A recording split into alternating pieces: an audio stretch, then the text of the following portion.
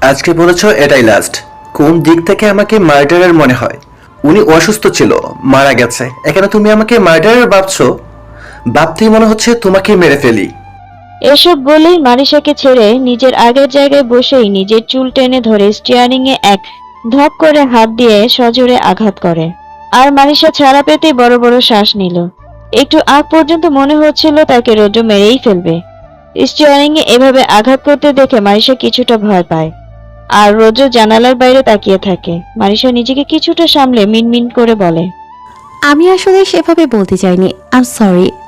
রৌদ্র তখনও মারিশার দিকে তাকালো না। রৌদ্র আবারও গাড়ির স্টিয়ারিং ধরতেই মারিশা কিছুটা জড়তা কণ্ঠে বলে, আমি নেমে যাচ্ছি। হয়। এমনি আমি একাই চলে যেতে পারবো।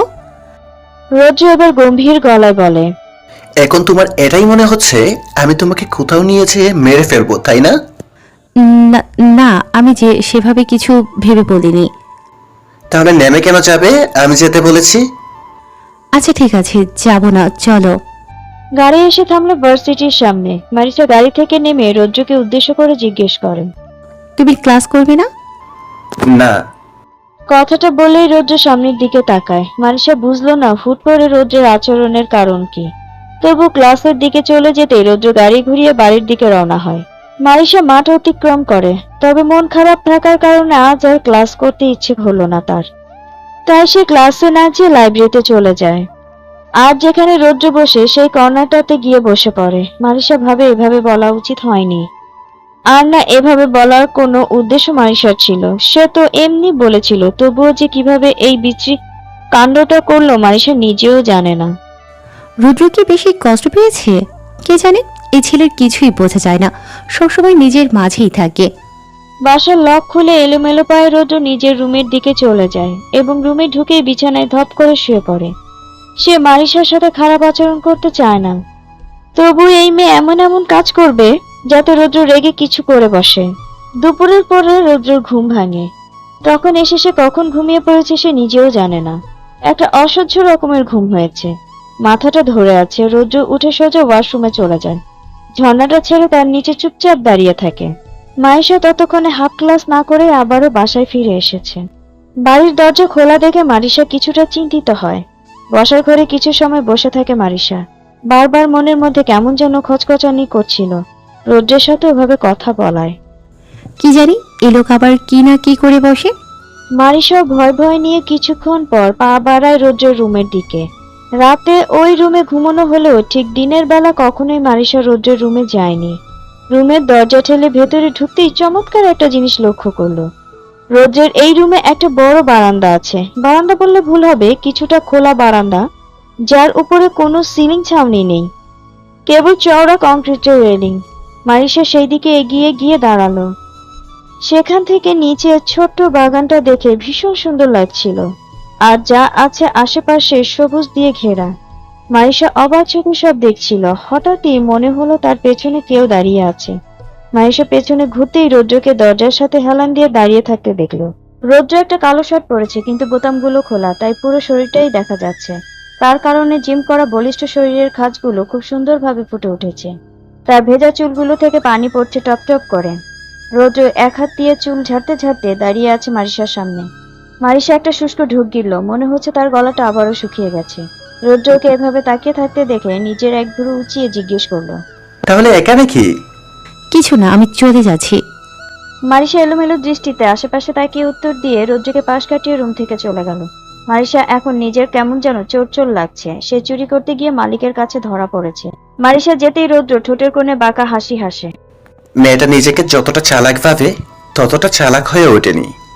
কয়েকদিন পর হেই, নিনিতা মাত্রই ক্লাস শেষ করে বের হয়েছে। হঠাৎ এভাবে সীমান্ত ডাক দেওয়াতে নিনিতা থেমে দাঁড়ায়। সীমান্তকে নিনিতার ভীষণ পছন্দ, কিন্তু কখনো সামনাসামনি কথা হয়নি। নিনিতা সীমান্তকে দূর থেকেই দেখত। অবশ্য সীমান্তর সাথে কথা না বলার আরো একটা জটিল কারণও আছে। সীমান্তের বধূ মহল, তার সাথে বন্ধুগুলো এক একটা বড্ডের ভাতি, তাই নিনিতা সীমান্তের বন্ধু থেকে নিজেকে দূরে রাখে। এদের চোখের সামনে পড়লে কে জানে কি বিপদ হয়। অতক্ষণে সীমান্ত নিনিতার সামনে এসে দাঁড়ায়। অতঃপর নিনিতাকে দেখে একটু সময় নিয়ে জিজ্ঞেস করে, তোমার ফ্রেন্ড আসেনি? কে? মারিসা। ও মারিসা? না, ওর বাসায় কে যেন মারা গিয়েছে, তাই আসছে না। কে আবার মারা গেল? ও তো এখানে একা থাকতো। তাহলে ও কি গ্রামে চলে গেল নাকি? নিনিতার কাছে নাম্বার চাইবো। না থাক, দরকার নেই। তাই আর কোনো কথা না বলে সীমান্ত বিদায় নিয়ে চলে আসে। এদিকে নিনিতার অবস্থা তো উল্টো, কি হলো কিছুই মাথায় ঢুকলো না। এলো, মারিসার কথা জিজ্ঞেস করলো, চলেও গেল। সব অদ্ভুত মানুষের সাথেই তার পরিচয় হয়। ঠোঁট গোল করে আবারও শ্বাস ফেলে বিড়বিড় করে বলল, অদ্ভুত। সেই দিনের পর কেটে গেছে আরো প্রায় 7-8 দিন। রৌদ্রের হুটহাট রেগে যাওয়াটা মারিসা দেখতে দেখতে কেমন যেন অভ্যস্ত মনে হয়। মারিসা ক্লাসে বসে বাইরে তাকিয়ে এটা ওটা ভাবতেই হুট করে সীমান্তের কথা মনে পড়ে। মারিসা কেন জানি মনে হয় রৌদ্র আর সীমান্ত দুজনেই সেম বয়সী। আসলে রুদ্র তো পিছালো কি করে? হুট করে আবারও মনে পড়ল, রুদ্র তো সে ছিলই না, তাহলে এত ফ্লুয়েন্টলি বাংলা কি করে বলে, আবার সবকিছুই পারদর্শিতার সাথে করে? আবার মনে পড়লো দাদু বলেছিল ছোট সাহেব মানে রৌদ্র ডে কেয়ার আর হোস্টেলেই বড় হয়েছে, ওখানে নিজের কাজ নিজেই করতে হয়, তাই রৌদ্র নিজের কাজ নিজেই করতে অভ্যস্ত। একজন ছেলে হয়ে সব কিভাবে ব্যালেন্স করি কে জানে। এসব ভাবতে ভাবতেই পাশে কারো বসার অস্তিত্ব টের পায়। সেদিকে তাকাতেই নিনিতাকে নজরে আসে। নিনিতাও মাইশাকে দেখে হাসলো।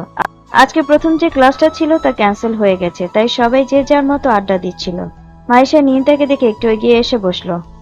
মাইশাকে এমন আচরণ করতে দেখে নিনিতাও কিছুটা কৌতূহল জাগে, সেও তার দিকে এগিয়ে আসে। নিনিতা তার কাছে আসতেই মারিসা ফিসফিস করে বলে, নিনা, মেবি আই মিন লাভ। মারিসার এমন কথা শুনে নিনিতা ঝটকা খেলো মনে হলো। সে বড় বড় চোখ করে মানুষের দিকে তাকালো। সে কি সত্যি শুনছে নাকি ভ্রম? What did you say? I mean love, Nina, and I'm serious about this. Ninita কেন যেন মনে মনে ভাবলো মারিসা তার পরিচিত কারো নাম বলবে। আচ্ছা, মারিসা কি কোনোভাবে সিনিয়রকে পছন্দ করে? তাহলে কি বন্ধুত্বের খাতিরে তার কিছুটা পিছু হাঁটতে হবে? কিছুটা নড়বড় অনুভূতি নিয়ে কাপা গলায় শুধায়, who is the lucky man? নিনিতার প্রশ্নের গলাটা কেমন যেন লাগলো মারিসার কাছে, তবুও সেটা পাত্তা পেল না। মারিসা ভাবলো হয়তো এক্সাইটেড, তাই এমন শোনাচ্ছে। মারিসা নিজেও এক্সাইটেড। মারিসা আশেপাশে তাকালো, তারপর চোখ বন্ধ করে একটা লম্বা শ্বাস টানলো। এদিকে নিনিতা বেশ অস্থির হয়ে আছে। মারিসা কিছু বলতেই যাবে তার আগে ক্লাসে সীমান্তের আগমন ঘটলো। তাকে দেখে নিনিতা হকচকালো, তবে মারিসা মনে মনে হকচকালেও মুখে তা প্রকাশ করলো না। নিনিতা মারিসাকে এভাবে তাকিয়ে থাকতে দেখে থমকায়। মারিসা কি সিনিয়রকে পছন্দ করে? তার প্রতি ফলো করছে? নিনিতা মারিসা এবং সীমান্তের দিকে অবাক চোখে তাকায়। সীমান্ত এসেই মারিসার সামনে দাঁড়ায়, তারপর জিজ্ঞেস করে, এতদিন আসনি কেন তুমি? মারিসা সীমান্তের এমন কথায় চমকায়। লোকটা কেমন কৈফিয়ত চাওয়ার মতো কথা বলছে।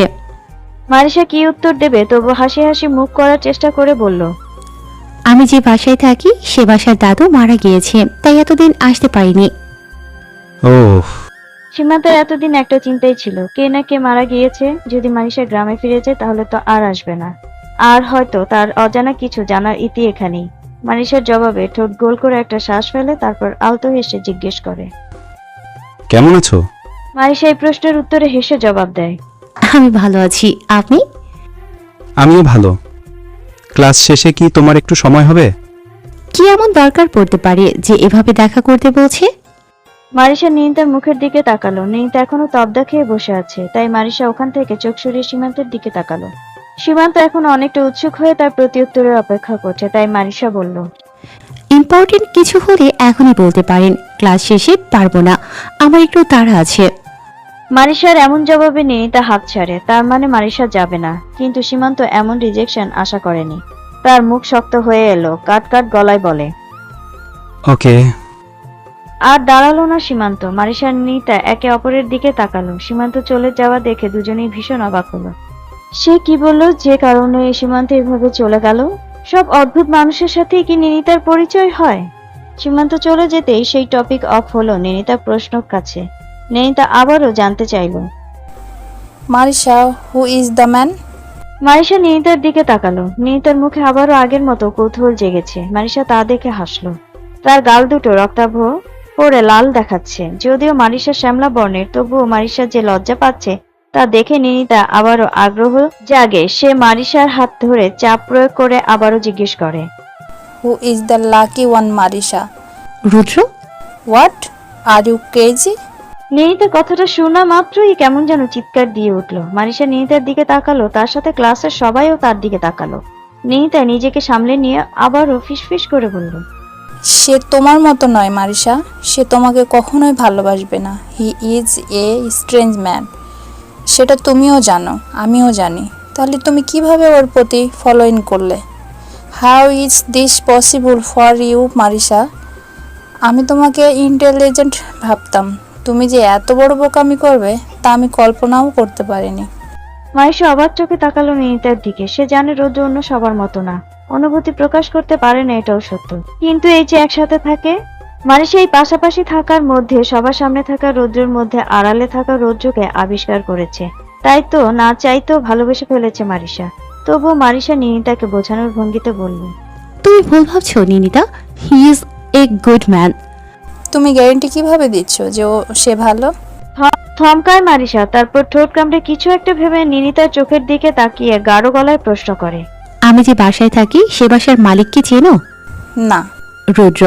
Wait, what? আবারও উত্তেজিত কণ্ঠে জবাব দেয় মারিশা। নিনিতার হাত চেপে ধরে বলে, হ্যাঁ, তুমি ঠিক শুনেছ। তুমি আর রৌদ্র একসাথে? হুম। নিনিতা চুপ হয়ে যায়। সে কিছু বলার মতো কথা খুঁজে পায় না। অদ্ভুত সব ব্যাপার ঘটছে তার সাথে। একটা ব্যাপার ভেবে অবশ্য খুশি লাগছে যে মারিশা সীমান্তের প্রতি ফল ইন করেনি, তাই একটু হাত ছেড়ে শ্বাস নিয়ে এসব ভাবে। আর তার কিছু সময় পর ক্লাসে টিচার চলে আসে। তারাও এই টপিক ছেড়ে তাদের ক্লাসে মন দেয়। Are you sure Marisha? কোন ব্যাপারে? মাঠে হাঁটছিল নিনিতা আর মারিশা। হঠাৎ প্রশ্ন করে মারিশা থমকে দাঁড়ায়। তারপর নিনিতার দিকে প্রশ্নবোধক চাহনি নিয়ে কথাটা জিজ্ঞেস করে। নিনিতা এতে বিরক্ত বোধ করলো। মেয়েটা তো এত বোকা নয়, তাহলে তার কথা বুঝতে পারছে না কেন? নিনিতা কোথায় যেন শুনেছিল মানুষ প্রেমে পড়লে হুঁশ থাকে না। এই মেয়েরও বোধহয় সেই প্রসেস চলছে। এই যে বোকার মতো প্রশ্ন করছে নিনিতাকে, নিনিতা তার কথাই জিজ্ঞেস করছে। নিনিতার কাছে রৌদ্রকে কোনো দিক থেকে স্বাভাবিক লাগে না, তাই তো সে বেশ চিন্তিত এই ব্যাপারটা নিয়ে। কিন্তু এই মেয়ের তো কোনো চিন্তাই নেই। আর মারিশা রৌদ্র দুজনই দুই টাইপের। আদৌ এই সম্পর্ক আগাবে কিনা বা রৌদ্র মারিশাকে পছন্দ করে কিনা তা নিনিতা নিজেই ভরসা পাচ্ছে না। সেখানে মারিশা এত নিশ্চিত হলো কি করে? নিনিতার এবার মাথা ধরে গেল। সে এবার মাথা নাড়িয়ে বুঝিয়ে হাঁটা ধরলো। মারিশা খপ করে নিনিতার হাত ধরতেই নিনিতা চমকে ওঠে। মারিশা নিজের ব্যক্তিত্বের খোলসের বাইরে এই কাজটা করলো। মারিশা কি করছে সে নিজেও কি আদৌ বুঝতে পারছে, নাকি আসলে প্রেমে পড়ে মাথা নষ্ট হয়ে গেছে? কি হয়েছে? তুমি কিছু না বলে কোথায় যাচ্ছ? কিছুই বলার নেই মারিশা, বাসায় যাও, এগুলো নিয়ে ভাবো আসলেই তুমি প্রস্তুত কিনা। তুমি বলতে চাইছো আমি আমার অনুভূতি ঠিক ধরতে পারছি না? বলতে চাইছি না, বলছি। নিজেকে সময় দাও, নিজেকে জিজ্ঞেস করো তুমি কি চাও। মন যদি বলে তুমি ঠিক, দেন ইউ ডু দ্যাট। কথা শেষ করে নিনিতা চলে গেল। পিছনে ফেলে গেল বিহব্বল মাহিশাকে। সে ডাব ডাব চাহনি নিয়ে নিনিতার প্রস্থান দেখলো। এছাড়া তার উপায়ও নেই। হঠাৎ করে নিনিতার কথা তার মনে পড়ে গেল।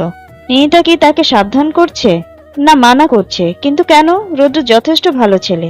মারিশা এ কয়দিনে রৌদ্রের প্রতি সফট কর্নার তৈরি হয়েছে। এক কথায় বলা যায় লাভ এট ফার্স্ট সাইট। আর তার মন সায় দিয়েছে বলেই তো সে নিনিতাকে জানিয়েছে, নাইলে কি আর বলতো? মারিশা নিনিতার ব্যাপারটা এখানেই ক্লোজ করলো। এ থেকে বেশি ভাবলে মারিশার মাথা ফেটেই যাবে। ভার্সিটি থেকে বের হয়ে রুদ্রকে দেখে অবাক হয় মারিশা। ক্লাসে আসলো না, তাহলে এখানে কি করে? রুদ্র সাদা শার্ট পরে বুকে হাত ভাঁজ করে গাড়িতে হেলান দিয়ে দাঁড়িয়ে আছে। মারিশা ধীর পায়ে এগিয়ে গিয়ে জিজ্ঞেস করে, তুমি এখানে? রুদ্র মারিশার দিকে তাকায়, তারপরে নির্লিপ্ত গলায় বলে, একটা কাজে এদিকে এসেছিলাম, তোমাকে দেখে দাঁড়ালাম। যেহেতু ডেস্টিনেশন সেম, তাই ভাবলাম একসাথে যাওয়া যাক। রুদ্রের কথা শুনে মারিশা স্তম্ভিত হয়ে তাকিয়ে থাকে। তা দেখে রুদ্র বলে, এখানে দাঁড়িয়ে থাকবে নাকি বাসায় যাবে? মারিশার ধ্যান ভাঙে এক প্রকার লজ্জা পেয়ে। প্রতিবার সে কি সব কাণ্ড করছে মারিশা নিজেও জানে না। মারিশা তবু নিজেকে সামলে গাড়িতে উঠে। গাড়িতে উঠতে উঠতেই রৌদ্র নিজেও ঘুরে এসে গাড়ি স্টার্ট দেয়। রওনা হয় অতি পরিচিত বাসস্থানে। সন্ধ্যার পর থেকে আবারও বৃষ্টি। মারিশার কাছে মনে হলো এর থেকে ভালো অজুহাত আর একটাও হয় না রৌদ্রের কাছে যাওয়ার। আচ্ছা, মারিশা কি দিন দিন বেহায়া হয়ে যাচ্ছে নাকি? আর ভাবতে পারলো না। আশেপাশে কোনো এক জায়গায় ভয়ঙ্কর এক রকমের বজ্রপাত হলো। মারিশা কেঁপে উঠলো। সাথে সাথে মারিশা আরো একটু গুটিয়ে গেল। তারপর ঘরের আলোর দিকে তাকালো। এখনো বিদ্যুৎ আছে। কতক্ষণ থাকবে তা মারিশার জানা নেই। কথাটা ভাবতে ভাবতে বিদ্যুৎ বিচ্ছিন্ন হলো। মারিশার সারা শরীরের লোমকূপ কাটা দিয়ে উঠলো। ঠিক যেমন যেখানে বাঘের ভয় সেখানেই সন্ধ্যা হয়। অন্ধকারে থাকা অসম্ভব। এ থেকে মরে যাওয়া ভালো। মারিশা কিছুক্ষণ থম মেরে উঠে দাঁড়ালো, দ্রুত রুম থেকে বেরিয়ে সিঁড়ির কাছে থেকে উপরে তাকালো। মৃদু আলো ছটা দেখা যাচ্ছে, তাই সে সাহস নিয়ে রৌদ্রের রুমের কাছে আসে। নিজের জড়তা ভেঙে রৌদ্রের দরজায় নক করতেই দরজা খুলে দেয় রৌদ্র। রৌদ্রকে এভাবে দেখে মারিশা স্তব্ধ, কি বলবে তার ভাষা খুঁজে পাচ্ছে না। রৌদ্র শুধু একটা ট্রাউজার পরা আর উন্মুক্ত শরীর, জিম করা বডি কেমন আকর্ষণীয় লাগছে।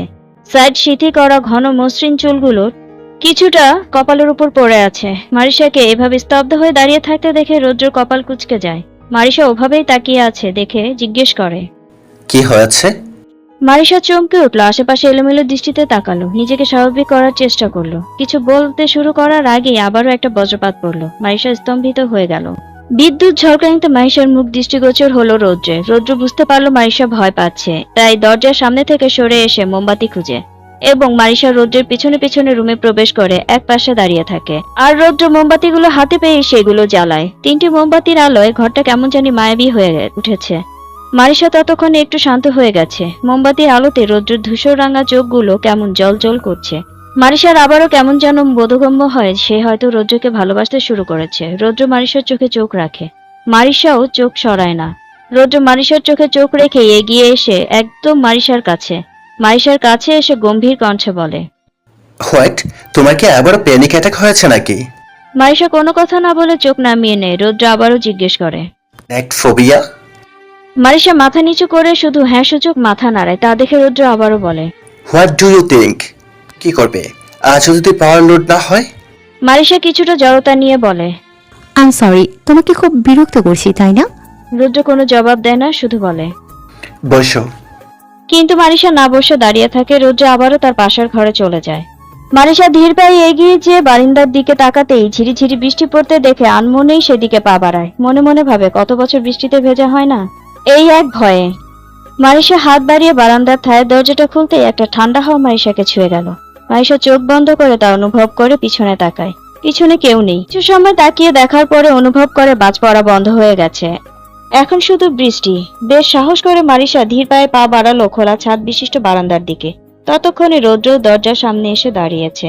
1-2 ফোঁটা বৃষ্টি মারিশার শরীরে পড়ছে, শরীর প্রায় ভিজে এসেছে। ওই সময় রৌদ্র মারিশার পিছনে এসে দাঁড়ায়। নিজের পিছনে কারো অস্তিত্ব পেতেই মারিশা অবাক হয়ে পেছনে তাকায়।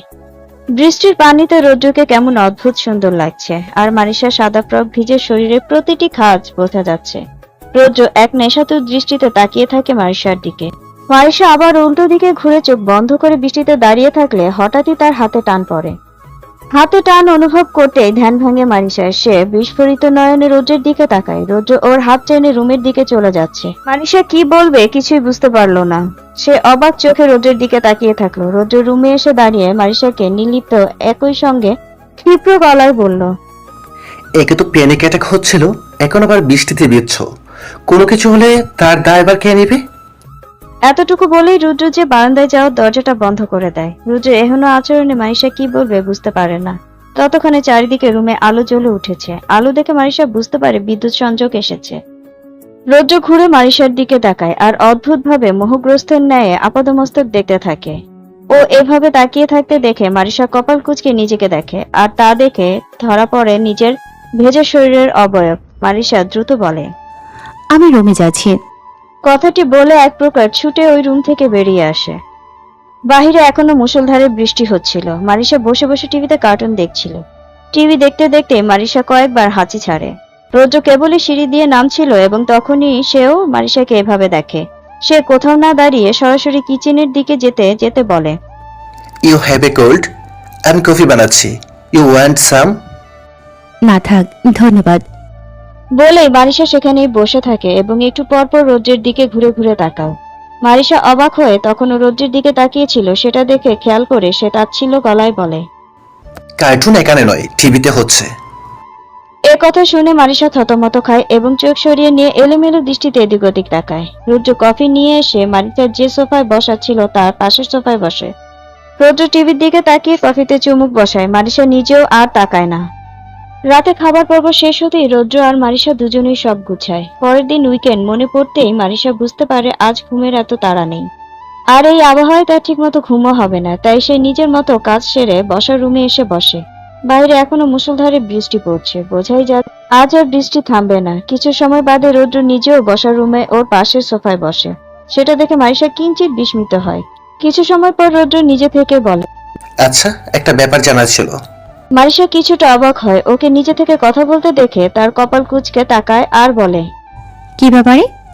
এই যে বিয়েটা হলো, এটা কতটা স্ট্রং বলে তোমার মনে হয়? বলতে গেলে ধর্মীয় আর সামাজিক দুই রীতিতেই আমাদের বিয়েটা হয়ে গেছে। যেহেতু আমরা কাজে ডেকে রেজিস্ট্রি করেছি, সেটাকে নর্মাল রেজিস্ট্রি বলে। এইভাবেই আসলে অনেকেই বিয়ে করে। তবে আমরা তো আর এত সিরিয়াস না, আমাদের কাছে এটা লোক দেখানো বিয়ে। তবে যদি আমরা চাই তাহলে বিয়ের মতোই কাজে ডেকে সেপারেশন করতে পারবো। কোনো আইনি ঝামেলা পোহাতে হবে না, ব্যাস এতটুকুই। মারিশাকে এত সাবলীল ভাবে সেপারেশনের কথা বলতে দেখে রৌদ্র এক ভরে উঁচিয়ে তুচ্ছ করে বলে। I C. রৌদ্রকে এমন অবলীলায় উত্তর দিতে দেখে মারিশা কিছুটা অসন্তুষ্ট গলায় জিজ্ঞেস করে, তুমি তো বাঙালি তাই না? তাহলে তো তোমার এই ব্যাপারে জানার কথা, তুমি কি জানো না? রৌদ্র প্রতিক্রিয়াহীন ভাবে বলে, বাঙালি হলেও আমি বাই বার্থ ফরেনার, কারণ আমার জন্ম থেকে বড় হওয়া পুরোটাই ইউকেতে। তাই আমার এই ব্যাপারে কোনো ধারণা নেই। ও আচ্ছা, এর আগে কখনো দেশে আসোনি, এবারই প্রথম? না, ঠিক তেমনটা না। মারিশা রৌদ্রের কথাগুলো শুনে শক্ত হয়ে যায়। সে সব জানে না, তবে অনেক কিছুই জানে ধরতে গেলে, যেটা দাদু তাকে বলেছিল। তবুও সে রৌদ্রের কাছ থেকে শোনার জন্য চুপ করে ওর দিকে তাকিয়ে থাকে। বলতে গেলে কিছুটা কৌতূহল দৃষ্টি দেখা যায়। রৌদ্র মারিশার প্রতিক্রিয়া দেখে তারপর বলতে শুরু করে, আমার মা তুর্কিশ আর বাবা Bangali. You know that right? I know. দাদু তোমাকে কিছু না কিছু অবশ্যই বলেছে। হোয়াইট এভার তাদের সেপারেশন হয়েছে। এক কথায় তারা ডিভোর্সি। যখন আমার 6 বছর ছিল তখন মা এখানে আসে বাবার সাথে দেখা করতে, আর এখান থেকে ফিরে যাওয়ার পর থেকেই তারা সেপারেশন। মা তুর্কির হলেও ইউকেতে থাকতো। বাবা ব্যবসার কাজে ওখানে যেতেই ওনাদের পরিচয় হয়। আই থিঙ্ক যখন তারা বিয়ে করে মা তখন 6 কি 7 মাসের প্রেগনেন্ট। যতটুকু আমাকে গ্লানি বলেছে, ওটা ইউকেতে নর্মালি হলেও এই দেশে এক কথায় ইনলিগালি বলতে পারো। এটুকু বলেই রৌদ্র থামলো। মারিশা এতটুকু জানে। রৌদ্র কিছুটা সময় নিয়ে আবারও বলতে শুরু করে, তাদের সেপারেশনের কারণ ছিল বাবা আবারও নতুন করে অ্যাফেয়ার্সে জড়িয়ে যায়।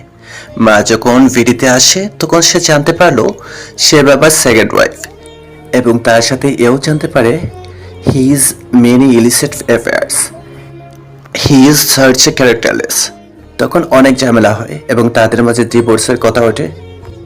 যখন মা জানতে পারে বাবার ওই দিকটা, তখন গ্লানি দেশে এসে মাকে নিয়ে ইউকেতে ফিরে চলে যায় এবং তাদের পুরোপুরি ডিভোর্স হয়ে যায়। তারপর আর কি, মায়ের বয়স কম দেখে গ্লানি আর গ্ল্যানাফ আমাকে তাদের কাছে রেখে মাকে আবার বিয়ে দেন।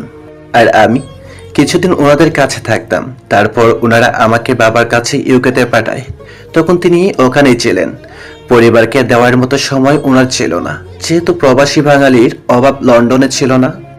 তাই আমাকে একটা বেঙ্গলি সয়েলড কেয়ারে পাঠানো হয়। নেটিভ ইংলিশ আর ফ্লুয়েন্ট বাংলা দুটোই সেখান থেকে জানা। পরবর্তী ঠিকানা হয় চাইল্ড হোম। সেখানে কিছু ঝামেলা হতো। ওখানকার সিনিয়র বাচ্চাগুলো প্রায়ই মারামারির মতো ঝামেলা করতো আমার সাথে। ওয়াশরুমে আটকিয়ে রাখাটা তাদের ডে রুটিন ছিল। ছোট ছিলাম তাই ভয় পেতাম। লাভ হতো না, কমপ্লেন করলেও নো ফিডব্যাক। তাদের বকাচাকা করলে পরে তারা এসে আবারও আমাকে এরকম বিরক্ত করত। প্রথম প্রথম গ্লানি আর গ্ল্যানাফ দেখা করতে আসতো, তারপর বছরে একবার। আর গ্ল্যানাফ মারা যাওয়ার পর গ্লানি আসা বন্ধ করে দিলেন, তবে যোগাযোগ রাখতেন। আর মায়ের সাথে আমার যোগাযোগ ছিল না। এভাবে ওখানেই বড় হতে লাগলাম। ওদের কন্টিনিউয়াস অ্যাফ্লিকশনে ফেড আপ হয়ে একদিন কয়েকটাকে মেরেছিলাম। ওরা বেশ ইনজুরি হলেও আমার কোনো রকম লাগেনি। ওর কথায় মারিশার চোখ বড় করে ভেগাচেকা খেয়ে তাকায়। রৌদ্র বলে, তেমন কিছু হয়নি, জাস্ট একটা হাত ভেঙেছিল আর একটু ইনজুরি হয়েছিল।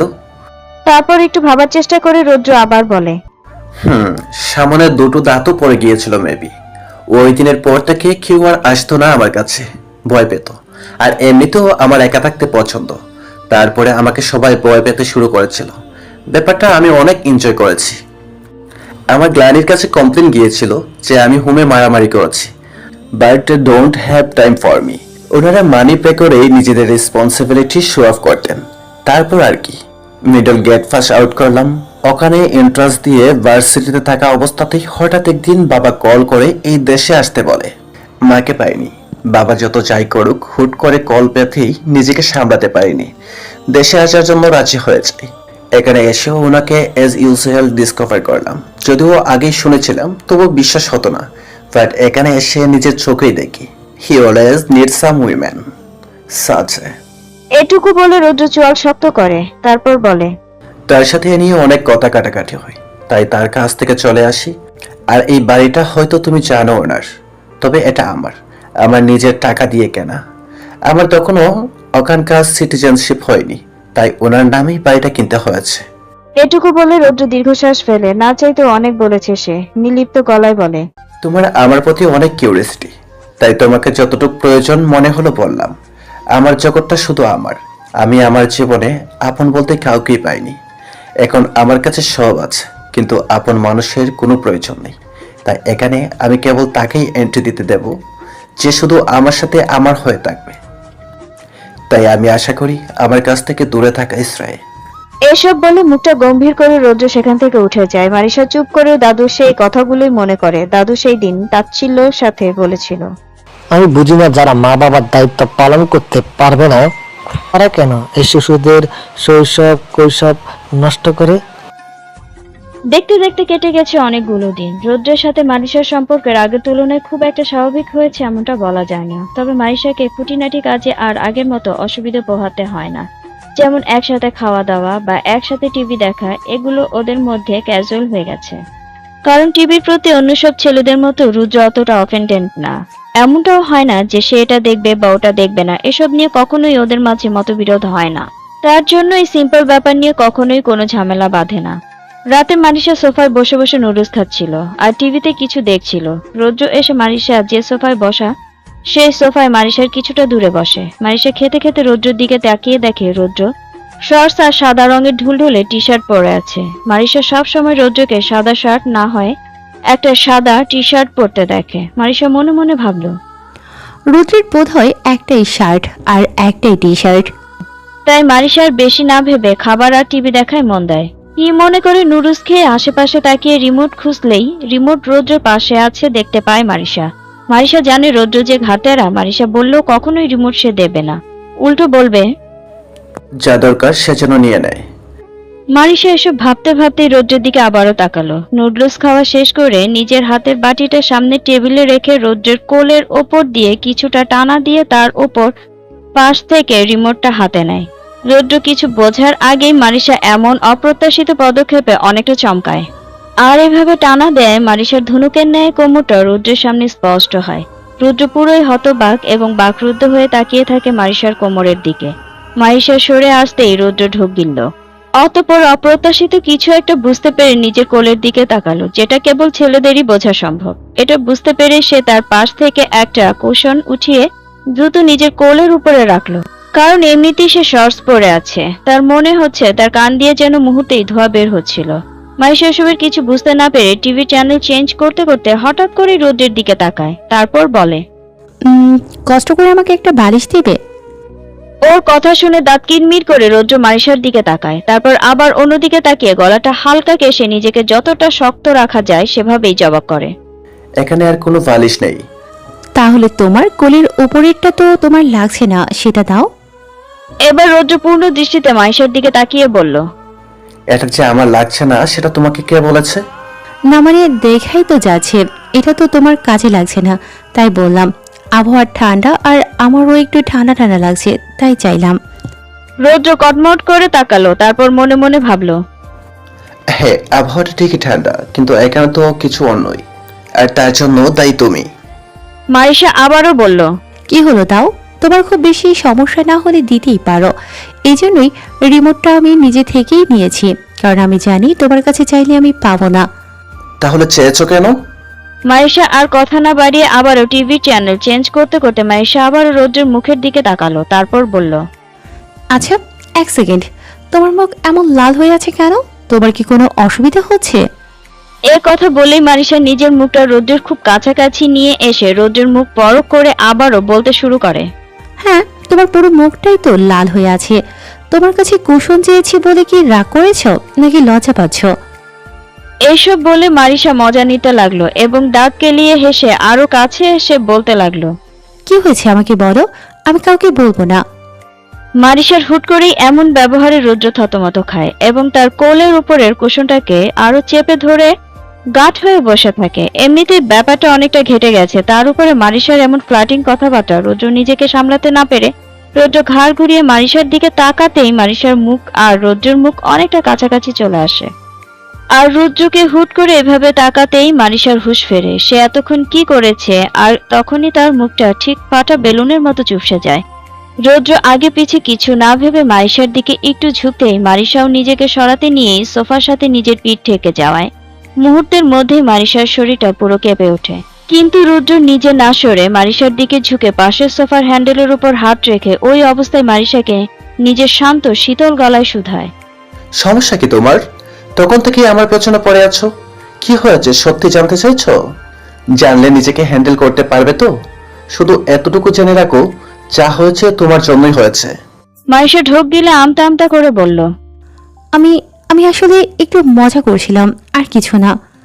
রৌদ্রের চোখ দুটো সরাসরি মারিশার চোখ ভেদ করে। রৌদ্র ঠান্ডা গলায় দাঁত কিরমিরিয়ে বলে, ওয়াচ ইউর মুভমেন্ট। এটুকু বলেই রুদ্র কুশন পাশে রেখে উঠে চলে যায়। মারিশা ড্যাব ডেবিয়ে রুদ্রের এভাবে চলে যাওয়া আর কুশনটা দেখলো। একটা কুশনকে নিয়ে এত কিছু। মারিশার হতভম্ব মনে হয় কাটছেই না। তারপর টিভিতে কিছুটা চ্যানেল চেঞ্জ করে কিছু না পেয়ে টিভিটা বন্ধ করে দেয়। পাশে ঘুরতেই কুশনটা দেখে মারিশা। আবারও আগের মতো এগিয়ে কুশনটা ধরতে নিলেই তার চোখ যায় বন্ধ টিভির স্ক্রিনে নিজের প্রতিবিম্বের উপর। মারিশা কিছু সময় ওভাবে বোকার মতো তাকিয়ে থাকে। তারপর যখন বুঝলো আসল কাহিনীটা কি হয়েছে, ততক্ষণে মারিশার মুখও রক্তশূন্য হয়ে যায়। মারিশা নিজের জায়গায় বসে নিজে নিজেই প্রতিবিম্বের দিকে কিছুক্ষণ তাকিয়ে থাকে। মারিশা মনে মনে ভাবলো, তাকে তাহলে এমন দেখাচ্ছিল। তাই রৌদ্র অমর ব্লাশ করছিল। ধুর, আমার মতো একটা মেয়ের জন্য ওর মতো একটা ছেলে ব্লাশ করবে? মারিশা নিজের এসব ভাবনা রেখে নিজের ফোনটা হাতে তুলে নেয়। আর এইদিকে রৌদ্র তাড়াতাড়ি নিজের ঘরে এসে দরজা বন্ধ করে বারান্দায় দাঁড়িয়ে আকাশের দিকে তাকিয়ে একটা দীর্ঘশ্বাস ফেলে। এভাবে দেখতে দেখতে 8 ঘন্টা কেটে গেল। মারিশা নিজের ফোন নিয়ে এতক্ষণ ছিল, তাই সে নিজেকেই বলল, আরেকটা শর্টস ভিডিও দেখবো, তারপর রুমে চলে যাব। ইস, ক্লিপগুলো কি সুন্দর। এর মধ্যে কিছু রোমান্টিক ক্লিপ ছিল। তার মধ্যে একটা ক্লিপ ছিল যেটা দেখে মাথা ঘুরিয়ে দেওয়ার মতো। এদের কাতালিও বললেও কম হয়ে যাবে। ভিডিওটা কাপল ট্রেন্ডিং ভিডিও। মেয়েগুলো কিছু একটা করবে এবং তাদের বয়ফ্রেন্ডের রিয়াকশন রেকর্ড করবে। এর মধ্যে একটা ভিডিও ছিল যে একটা মেয়ে তার বয়ফ্রেন্ডের উপর দিয়ে গিয়ে তার পাশে টেবিলে রাখা বোতলটা নেয় এবং ছেলেটার নজর থাকে মেয়েটার কোমরের দিকে। এবং যখন মেয়েটা সরে আসে তখন ছেলেটা নিজের দিকে তাকায় এবং কিছু একটা বুঝে সোফার কুশনটা নিয়ে নিজের কোলের উপর রাখে। ভিডিওটা দেখে এমনটাই মনে হচ্ছিল যে মেয়েটা ইচ্ছে করে এমনটা করেছে, যাতে ছেলেটা এটা দেখার পরে তার টার্ন অন হয়। এই কাপল ভিডিওগুলো কিছুটা এরকমই হয়। এখানে মেয়েগুলো তাদের বয়ফ্রেন্ডকে সিডিউস করার ট্রাই করে এন্ড এগুলো তারা ফানি ভাবে প্রেজেন্ট করার ট্রাই করে। ভিডিওটা দেখার পর মারিশার চোখে হঠাৎ করে 8 ঘন্টা আগে তার সাথে ঘটা ঘটনার চোখের সামনে স্পষ্ট ফুটে ওঠে। হোয়াট? তখনই মারিশার মনে পড়ল সে রিমোটটা নেয়ার পরই সোফার কুশনটা নিয়ে ওর কোলের উপর রেখেছিল। আর এজন্যই মারিশা বালিশটা চাওয়ার পরেও রৌদ্র দিচ্ছিল না। আর ওর চোখ মুখগুলো অমন লাল হয়ে উঠেছিল। মারিশা নিজের চুল খামচে ধরলো এবং বলতে লাগলো, ইস, আমি কি স্টুপিড। আমি না বুঝেই কি থেকে কি করে ফেললাম। আমি ওকে আবার কত কি বলেও ফেললাম। ইস, আমি আগে কেন বুঝলাম না? ধুর, আশ্চর্য। আমি কি করে আগে বুঝবো যে ছেলেদের এমন হয়? ও শিট ম্যান, এটা এখনই কেন আমার সামনে আসতে হলো? বুঝিনি, এখন কেন বুঝতে হলো? আর এখন আমি কিভাবে ওর সামনে যাব? আচ্ছা, তাহলে তখনও এর জন্যই বলছে যা হবার সব আমার জন্যই। ইস, এসব ভাবতে মারিশার কান গাল গরম হয়ে উঠল। মারিশা আর ভাবতে পারলো না। It's like a of moment. Marisha নিজের গালে হাত রেখে বুঝলো তার গালও আগুনের মতো গরম হয়ে আছে। একটু আগে এইসব নিয়ে ওকে মজা করছিলাম, এখন আমারই অবস্থা টাইট, এর জন্যই এই অবস্থা। এসব ভাবতে ভাবতে মারিশা দৌড়ে নিজের রুমে এসে দরজা বন্ধ করে বিছানায় ধপাস করে শুয়ে পড়ে। এতটা অকওয়ার্ড মোমেন্ট তৈরি হয়েছে, মারিশা রৌদ্রের সামনে যাবে কি করে? এসব ভেবে মারিশা লজ্জায় চোখ বন্ধ করে ফেলে। ঠিক ওই মুহূর্তেই মারিশা ভার্সিটির প্রথম দিনে ওকে ক্রস করে যাওয়া ছেলেটার ঝাপসা মুখ মারিশার চোখের সামনে ভেসে ওঠে। আর এক মুহূর্ত দেরি না করে মারিশার চোখ খোলে এবং মারিশা তখনই মনে পড়ে প্রথম দিনে ক্রস করা ছেলেটা রৌদ্র সেম পারসন। কারণ সেটাই ছিল প্রথমবার যেদিন রৌদ্র আমার এত কাছ থেকে গিয়েছিল, আর আজকে দ্বিতীয়বার যে রৌদ্র আমার এতটা কাছে এসেছিল, তার জন্য প্রথম থেকে রৌদ্রকে আমার এতটা চেনা চেনা লাগছিল। বর্ষাকাল চলছে, বাইরে সকাল থেকেই ঝিরিঝিরি বৃষ্টি পড়ছে। আজকে মারিশা ভার্সিটিতে এসেছে। পরপর 3টি ক্লাস করে মারিশা বিরক্ত সাথে ক্লান্ত। নিনিতা আর মারিশা ক্লাস শেষ করে বের হতেই সীমান্তের সামনে পড়ে। মারিশাকে দেখে সীমান্ত আলতো হেসে সামনে এসে দাঁড়ায়। তা দেখে মারিশা আর নিনিতা হাসে। সীমান্ত এগিয়ে এসে মারিশাকে বলে, তুমি কি ফ্রি আছো? কিছু কথা ছিল। নিনিতা আর মারিশা একে অপরের দিকে তাকালো, তারপর সীমান্তের দিকে তাকিয়ে বলল। বলেন। সীমান্ত দুজনের দিকে তাকালো, তারপর বাহিরের অবস্থা দেখে বলল। হাঁটতে হাঁটতে বলি। মারিশা আবারও নিনিতার দিকে তাকিয়ে মাথা নাড়ালো। বাইরে হাঁটতে হাঁটতেই সীমান্ত বলল, নোটিশ দিয়েছে? হ্যাঁ, শুনলাম আর্কিটেক্ট ডিপার্টমেন্টের ফ্রেশারদের নাকি ফাইনাল ইয়ারদের সাথে প্রতি বছর নাকি এই প্রজেক্ট হয়। সাথে সাথে নিনিতাও বলল, তার মানে আপনাদের সাথে আমাদের যেতে হবে। হ্যাঁ, তবে ঠিক তা নয়। গ্রুপ করে দেওয়া হবে।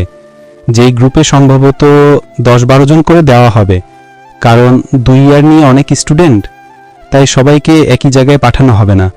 সবাইকে ভাগ ভাগ করে দেশের বিভিন্ন জায়গায় পাঠানো হবে। তবে এটা কনফার্ম থাকতে পারো, তোমাদের এই প্রজেক্টের লিডার প্রতি গ্রুপে ফাইনাল ইয়ারে কোনো স্টুডেন্টই হবে। তাহলে আপনার সাথে না হবারও চান্স আছে। আমার সাথে হলে কি খুব অসুবিধা হয়? আরে না না, তেমন না। একজনের সাথে হলেই হলো, আমাদের নাম্বার দিয়ে কথা। কথাটা শেষ করে নিনিতা দাঁত কেলিয়ে হাসলো। তারপর মারিশার দিকে তাকিয়ে চোখ রাঙালো। মারিশা চুপ করে সব দেখলো। ওর কথা বলতে বলতে ভার্সিটির বাইরে এসে দাঁড়ালো। তারপর নিনিতা বিদায় নেয়। ততক্ষণে বাইরে পুরোদমে বৃষ্টিও নেমে গিয়েছে। মারিশা আর সীমান্ত ভার্সিটির সামনে বাস স্টপে দাঁড়িয়েছিল। মারিশা বাইরের দিকে দেখছিল। সীমান্ত কিছু সময় পর মারিশাকে পর্যবেক্ষণ করে মুখ খুলল। মারিসা? মারিশা প্রশ্নবিদ্ধ চোখে তাকালো। সীমান্ত চোখ সরিয়ে বাইরের দিকে তাকিয়ে চুপ করে থাকলো। তাই মারিশা ভাবলো, এমনি বোধ হয় ডেকেছে। তাই মারিশাও চোখ সরিয়ে বাইরের দিকে তাকালো। তখনই সীমান্ত বলতে শুরু করলো। I am really sorry for the first day. Marisha বুঝতে না পেরে সীমান্তের দিকে তাকালো। তা দেখে সীমান্ত হেসে বাইরের দিকে তাকালো। তারপর বলল, ফার্স্ট ডে ইনসিডেন্টের জন্য আমার বন্ধুদের পক্ষ থেকে আমি দুঃখিত। মারিশা জবাব করলো না। বাকি কথা শোনার অপেক্ষায় থাকে। অপেক্ষা বড় করলো না সীমান্ত। সে আবারও বলল, প্রজেক্ট শেষ হবার পরেই আমাদের ফাইনাল ইয়ারের এক্সাম, তাই আর দেখা হবে কিনা জানি না। তাই ওইসব ভুলের জন্য আগেই ক্ষমা চাইলাম। এরকম ক্ষমা কি সবার কাছেই চান? না, তোমার কাছেই চাইলাম। কেন? জানি না কেন মনে হলো সরি বলা উচিত, তাই। কথা শেষ করেই সীমান্ত হেসে মারিশার দিকে তাকালো। মারিশা আর কিছু বলল না। তাই সে চোখ সরিয়ে বাইরের দিকে তাকালো। মারিশা নিশ্চুপ ভূমিকা পালন করে।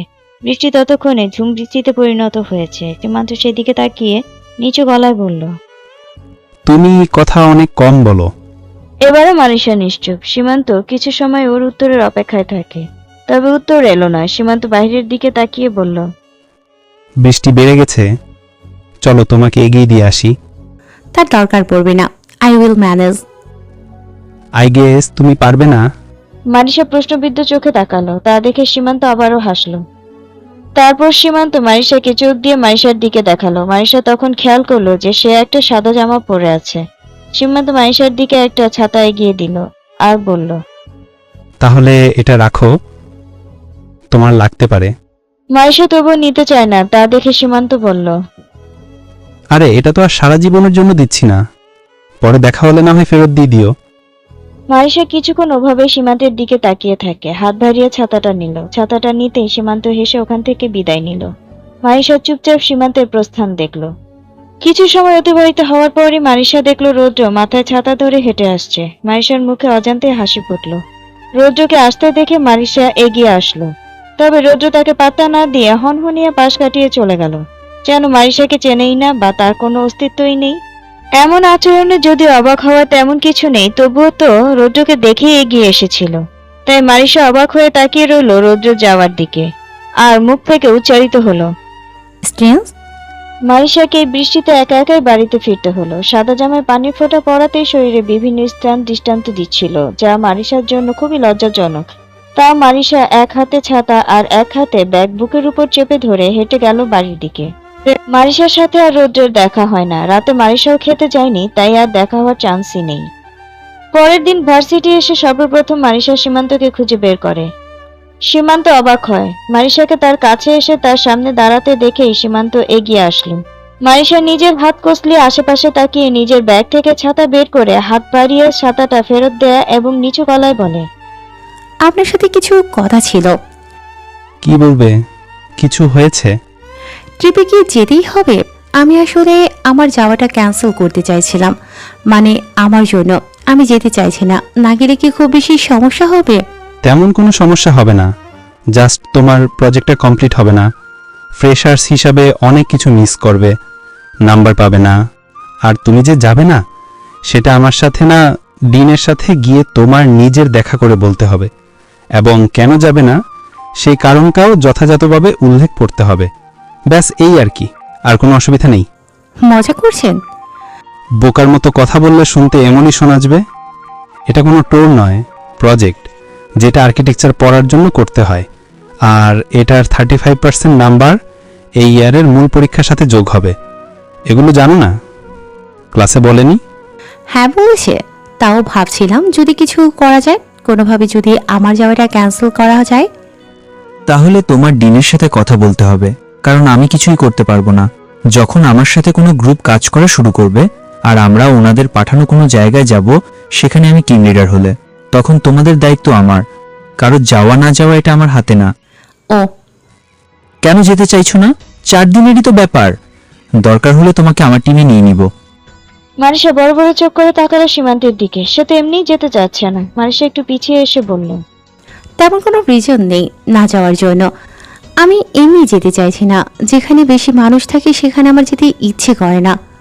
মারিশার এমন জবাব শুনে সীমান্তের কপাল আরেকটু কুঁচকে গেল। সে নিজের ঠোঁট কামড়ে কিছু ভাবলো, তারপর মারিশার দিকে তাকিয়ে জবাব করলো, বেশি মানুষ কোথায় পেলে তুমি? প্রতিটা গ্রুপে 10-12 জন থাকবে, তোমাদেরই ক্লাসমেট। 8-9 জন, বাকিরা সিনিয়র। এগুলো বেশি হয়ে গেল?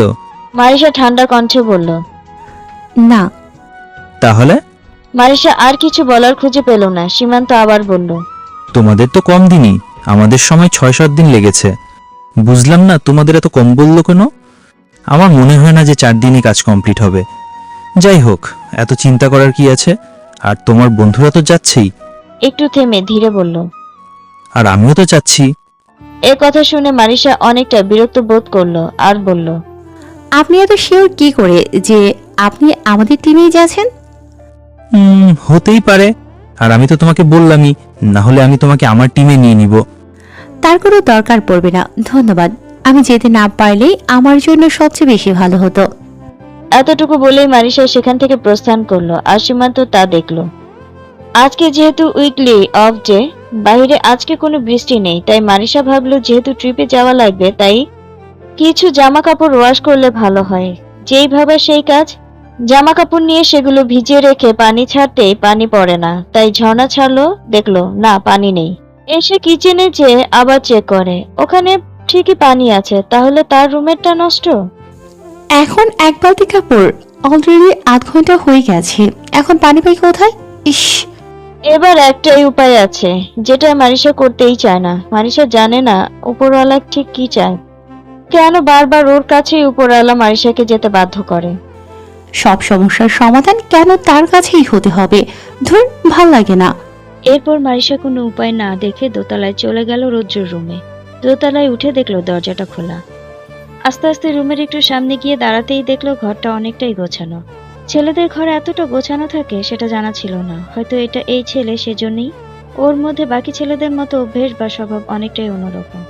যাই হোক, ঘরে তো কাউকে দেখা যাচ্ছে না।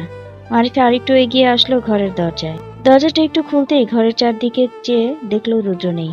তাই দরজাটা আরেকটু খুলতেই চোখে পড়লো ঠিক বারান্দার উল্টো মুখ করে দাঁড়িয়ে পুশ আপ দিচ্ছে। সামনেই মেঝেতে ফোনটা নামিয়ে রাখা। সামনের দিকে মুখ থাকায় রুদ্র মারিশাকে দেখতে পায়নি, তাই মারিশা একরকম বাধ্য হয়ে ডাকলো, রুদ্র।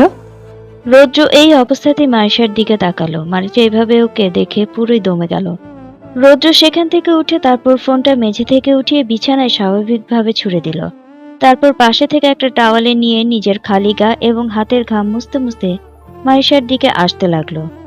এই প্রথমবার এত কাছ থেকে কোনো ছেলেকে দেখছে, তাও আবার এভাবে, তার উপর সেটা রৌদ্র, তার উপর আবার সিক্স প্যাক। মারিশার সারা শরীরের রোম দাঁড়িয়ে গেল ওকে আসতে দেখে। রৌদ্র শুধু একটা কালো রঙের ট্রাউজার পরা। মারিশার কান গাল গরম হয়ে উঠেছে, কিন্তু মারিশাকে ঠান্ডা করে দেওয়ার জন্য রৌদ্র সামনে এসে দরজাটা ধপাস করে লাগিয়ে দিল।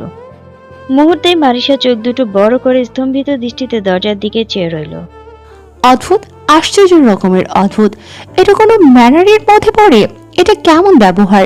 এত কিসের অহংকার? এসব নিজেকেই বলতে লাগলো মারিশা বিরক্তভাবে। কিন্তু আমার তো ওকে দরকার, নয়তো আমার এত স্বাদের কাপড় সব নষ্ট হবে।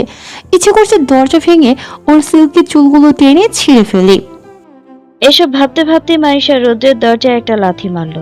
আর একটা লাথি মারতে যাবে, ঠিক তখনই রৌদ্র দরজাটা খুলে দেখলো মারিশা ওর দরজায় লাথি মারতে নিয়েছে। এটা দেখে তো রুদ্র পুরোই আগুনের মতো চোখ নিয়ে দুহাত ক্রস করে বুকের কাছে নিয়ে দাঁত কিরমিরিয়ে ওর দিকে তাকালো। মারিশা ঠোঁটে কামড় দিয়ে রৌদ্রের দিকে বোকার মতো তাকালো। রৌদ্র ঠান্ডা গলায় জিজ্ঞেস করলো, কি করছিলে? আমার দরজায় লাথি মারতে যাচ্ছিলে? যেন অনেকটা অবাক আর রাগ হয়ে কথাটা বলল। মারিশা ঠোঁটের কাছে হাত রেখে কিছুটা ভয়ে ভয়ে থেমে থেমে জবাব করলো, না, তেমন কিছু না। তেমন কিছু না মানে? আমি স্পষ্ট দেখলাম। হ্যাঁ, মেরেছি তো, কি হয়েছে? তোর সাহস হলো কি করে আমার মুখের উপর দরজা বন্ধ করার? শয়তান ছেলে, তোর এই সুন্দর সুন্দর চুলগুলো আমি ছিঁড়ে ফেলবো। কি হলো, এমন স্ট্যাচুর মতো দাঁড়িয়ে আছো কেন? মারিশা নিজের ভাবনা থেকে বেরিয়ে এসে রৌদ্রের দিকে তাকালো। সে ঠিক ওই দিনের মতোই দরজায় এক হাত রেখে আরেক হাত কোমরে রেখে মারিশার দিকে তাকিয়ে আছে। কি কথা কেন বলছো না? আমি এক্সারসাইজ করছিলাম, তোমার জন্য চেঞ্জ করতে হয়েছে। কিছু বলার না থাকলে চাও, আমার কাজ আছে। কিছুটা তাচ্ছিল্যের সুরে কথাটা বলল। এতক্ষণে মুখের উপর দরজা বন্ধ করে দেওয়ার কারণ জানতে পেরে মারিশার অতৃপ্ত আত্মা যেন একটু হলেও শান্তি পেল। মারিশা বলল, না, কাজ আছে তো, তুমি একটু নিচে চলো আমার সাথে। পারবো না। মারিশা এবার নিজের চুলার মতো গরম মেজাজ সাইডে রেখে বলল, দেখো, সমস্যা হয়েছে বলেই বলছি, নয়তো আসতাম না। তুমি চলো, দরকার আছে। আমি জানি সমস্যা হয়েছে, কারণ তুমি কেবল আমার কাছে সমস্যা হলেই আসো। তাছাড়া কোনো কারণ দেখছি না আমার কাছে আসার। তাহলে যে বলছো যাবে না, সমস্যা হয়েছে জেনেও যাবে না? মারিশা কিছুটা রেগে বলল। রৌদ্র শান্ত গলায় বলল, না, যাব না। নিজের সমস্যা নিজে সলভ করো। আশ্চর্য, তোমার বাড়ির সমস্যা আমি কি করে সলভ করব? পাইলে কি আর আসতাম? এসব বলে মারিশা কিছুটা রেগে নিচে চলে গেল। রৌদ্র আর চোখে তাকিয়ে রইল। তারপর দরজা থেকে সরে দাঁড়িয়ে দরজাটা ধরাম করে লাগিয়ে নিচে যাওয়ার জন্য পা বাড়ালো। সেই শব্দ শুনে মারিশা বুঝলো রৌদ্র নিচে আসছে, তাই নিজে নিজেকেই বলল, ওর সাথে রেখে কথা বললে আমারই লস। মাথা ঠান্ডা রেখে কথা বলতে হবে, ঘাড়তারা ছেলে কোথাকার। রৌদ্র এসে কিছু না বলে পকেটে হাত রেখে সোফায় বসে পড়ল। একটা কালো রঙের ঢুলঢুলে টি শার্ট পরে আছে। বসেই মারিশার দিকে জিজ্ঞাসাসূচক দৃষ্টিতে তাকালো। মারিশা কিছুটা ভ্রু কুঁচকে ইতস্ত করে বলল, নিচের বাথরুমের শাওয়ারটা কাজ করছে না সকাল থেকে, তুমি একটু দেখবে? ওর কথা শুনে রৌদ্র উঠে দাঁড়িয়ে বাথরুমের দিকে যায়। মারিশাও পেছনে যায়। বাথরুমে রৌদ্র ট্যাপ চেক করে বাইরে কিচেনের দিকে যেতে লাগলে মারিশা ওর পেছনে যেতে যেতে বলে, কিচেনে সব ঠিক, শুধু বাথরুমেই সমস্যা মনে হচ্ছে। আমি কতগুলো কাপড় ভিজিয়েছি, এখন আমি কি করব? পানি পাবো কোথায়? প্রায় 1 ঘন্টা হতে চললো, কত কাজ বাকি। রৌদ্র ওর এইসব কথায় থমকে দাঁড়ালে মারিশাও দাঁড়িয়ে পড়ে। রৌদ্র বলে, এসব আমাকে কেন বলছো? আমি বলেছি কাপড় ভিজাও না, আমাকে জিজ্ঞেস করে ভিজিয়েছো। আগে কেন চেক করোনি পানি আছে না নেই? স্ট্রেঞ্জ। আরে, আমি কি করে বুঝবো যে ট্যাপ আর শাওয়ারের ট্যাপ দুটোই নষ্ট হবে? কাল রাতেও তো সব ঠিকই ছিল। মারিশা মনে মনে ভাবলো, অনেকদিন আমাদের মধ্যে কথা হয় না। লাস্ট যতটা হয়েছিল তাও সেই এম্বারেসিং মোমেন্টের পর থেকে তো সামনাসামনিও হয়নি। যাই দেখা হয়েছে সেই কলেজেই যতটুকু, তাও যেন রৌদ্র কখনোই সেভাবে পাত্তা দেয়নি। তাহলে তো রুট ব্যবহার কেন? কি করেছি আমি? রৌদ্র এবার এসে সোফায় বসলো। মারিশা বুঝলো না এবার কি বলবে। রৌদ্র স্থির চাহনিতে মারিশার দিকে তাকিয়ে বলল, তুমি এই বাড়িতে সব মিলিয়ে 5 মাসের বেশি দিন ধরে আছো। আমি এসেছি 3 মাসের বেশি। আর আমাদের বিয়ে রৌদ্র নাক ঘষে বলল। নকল বিয়ে হয়েছে কতদিন? মারিশা একটু বিরক্ত হয়ে বলল। আমি কতদিন এসেছি তুমি সেটা জানো? তুমি কতদিন এসেছো তুমি সেটাও জানো, কেবল জানো না বিয়ে। ইউ মিন নকল বিয়ে কতদিন হয়েছে? না, জানি না। রৌদ্রের এমন স্ট্রেট ফরওয়ার্ড উত্তর অস্বাভাবিক কিছু নয়। এই ছেলে তো আগে থেকেই এমন কাঠখোট্টা, তাই মারিশা স্বাভাবিকভাবে বলল। 2 মাস। 2 মাসের একটু বেশি হবে। রৌদ্র স্পষ্ট বুঝতে পারছিল যে মারিশা অনেকটা রেগে যাচ্ছে, যেন ইচ্ছে করে রাগাতে ওর আরো ভালো লাগছিল। রৌদ্র ভাবন্তিহীন ভাবে বলল। ফর ইউর কাইন্ড ইনফরমেশন, ওই নকল বিয়ের শর্ত ছিল আমার লাভের জন্য তুমি যে কোনো কিছু করতে প্রস্তুত, তাই না?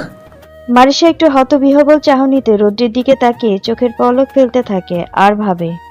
হ্যাঁ, কিন্তু আমি তো এর কথা বিমানম ভুলে গেছি। হঠাৎ 2 মাস পর এসব বলার কি কারণ? ও কথা পেঁচিয়ে কোথা থেকে কোথায় নিয়ে যায় বোঝা দায়। ঠান্ডা মাথায় জবাব দিতে হবে। মনে মনে ভাবলো মারিশা। রৌদ্র বলল। What? Did you just forget it in no time? না না, ভুলবো কেন? আমার মনে আছে, আমি রাজি হয়েছিলাম বলেই আজ এ বাড়িতে থাকতে পারছি। Good, at least you can deny. তো এই 2 মাসে তুমি আমার লাভের জন্য কি কি করেছো? Exactly what have you done for me? Marisha আস্তে করে বলল। কিছু না। উল্টো তোমার জন্য আমার সব করতে হচ্ছে। রুদ্র অনেকটা এগ্রেসিভলি বলে উঠল। প্রতিটা সময়ে তোমার প্রতিটা সমস্যা আমি দেখেছি, আর তুমি আমার কাছে এসেছো সলভ করার জন্য।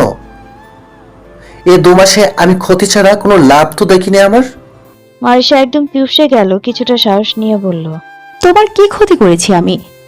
এই যে শাওয়ারটা নষ্ট হলো, যখন তখন নোটসের জন্য পিছনে দৌড়ানো, আমাকে ডিস্টার্ব করা, আর বাজ পড়লে আমাকে জড়িয়ে ধরা, ভয় পেয়ে আমার ঘরে যাওয়া, মারিশার মুখটা একদম ছোট বাচ্চাদের মতো হয়ে গেল। এগুলোই ক্ষতি। এগুলোর জন্য তুমি যখন তখন আমার কাছে আসো। অন্য কোনো ছেলের জন্য হয়তো এগুলো আনন্দের, কিন্তু আমার জন্য না। তাই আজ এখনই আমি তোমাকে কিছু শর্ত দেব। এখন থেকে আমার বাড়িতে থাকতে হলে তোমাকে সেসব মেনে চলতে হবে। মারিশা শুধু চোখ দুটো নিচু করে রাখলো আর রৌদ্রের দিকে তাকালো না। রৌদ্র এবার ঠান্ডা গলায় বলতে লাগলো।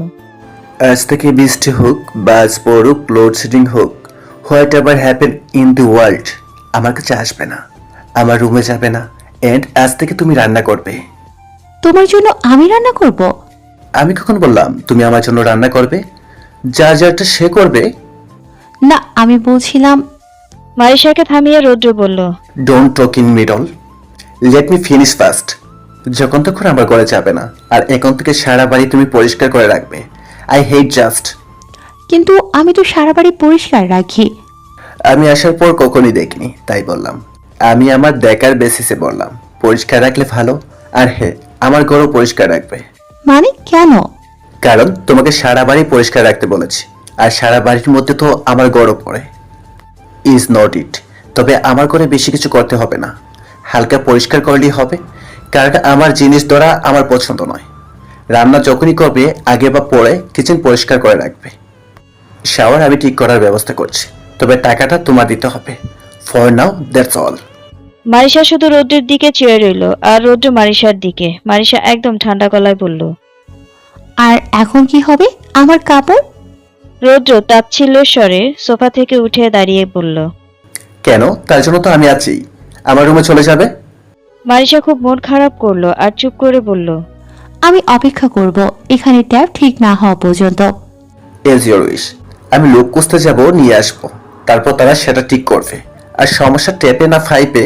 সো এতক্ষণ তুমি ওয়েট করতে পারলে I don't have any problem. Marisha কোনো কথা না বলায় রৌদ্র বলল। যাও, আমার বাথরুম থেকে সব কাজ সেরে নাও। এত হাইপ করেছো, এখন ওয়েট করার কথা কেন বলছো?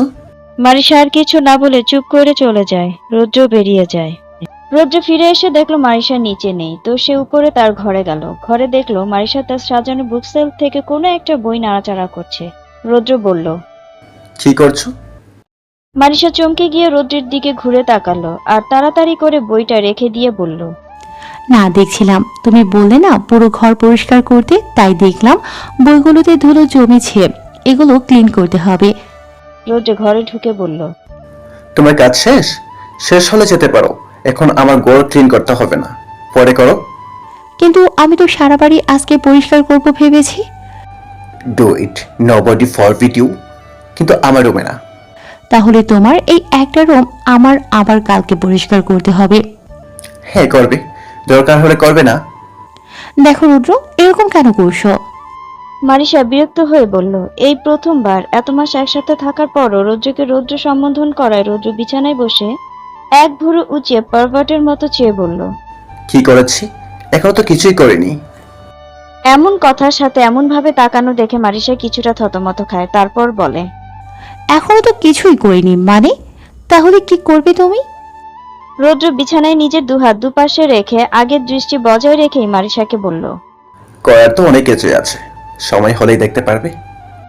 রৌদ্রের মতো ছেলের মুখ থেকে এহেন কথা শুনে এতটাই হতভম্ব যে সে কথাটাকে ভালোভাবে নেবে নাকি খারাপভাবে নেবে তা বুঝলো না।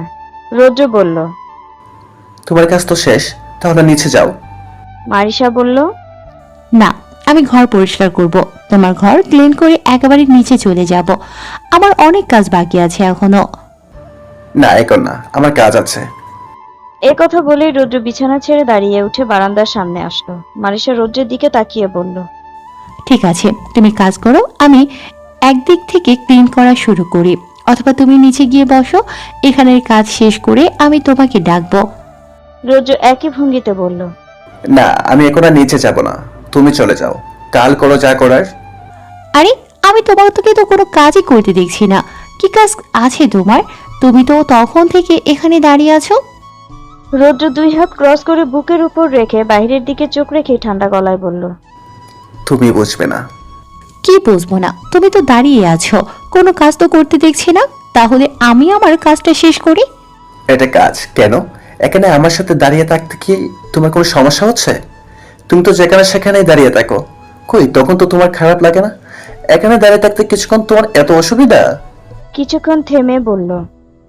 লিস্ট এটা তো রাস্তার কোনো জাতীয় ছাউনি না। রৌদ্র কথাগুলো প্রচন্ড রুড ভাবে বলল। মারিশা কি বলবে বুঝতে না পেরে বলল, ঠিক আছে, তুমি কাজ করো, কিন্তু ঘর আজই ক্লিন করব। তোমার শেষ হলে আমাকে ডেকো। এই বলে মারিশা রৌদ্রের পাশ কাটিয়ে চলেই যাচ্ছিল। তখন রৌদ্র একরকম রেগেই বলল, আমি কাউকে রাখতে পারবো না, আমি নিচে চলে যাচ্ছি। Do it as fast as you can. এমন একটি আওয়াজ করে মারিশাকে পাশ কাটিয়ে চলে গেল। মারিশা এই রাগের কোনো কারণই খুঁজে পাচ্ছিল না। যাত্রী ছাউনিতে তো ওই দাঁড়িয়েছিল, আর সেখানে রৌদ্র তো ওকে ইগনোর করছিল। যাই হোক, মারিশা কাজে মন দিল। কাজ শেষ করে মারিশা নিচে গিয়ে দেখলো রৌদ্র সোফায় বসে এক হাত সোফার উপর রেখে আরেক হাতে রিমোট নিয়ে পায়ের উপর পা তুলে টিভি দেখছে। মারিশা ঘরে ঢুকলে রৌদ্র যেন ওকে দেখতেই পেল না, এমন ভাবে টিভি দেখতে লাগলো। মারিশা বলল। তুমি যেতে পারো।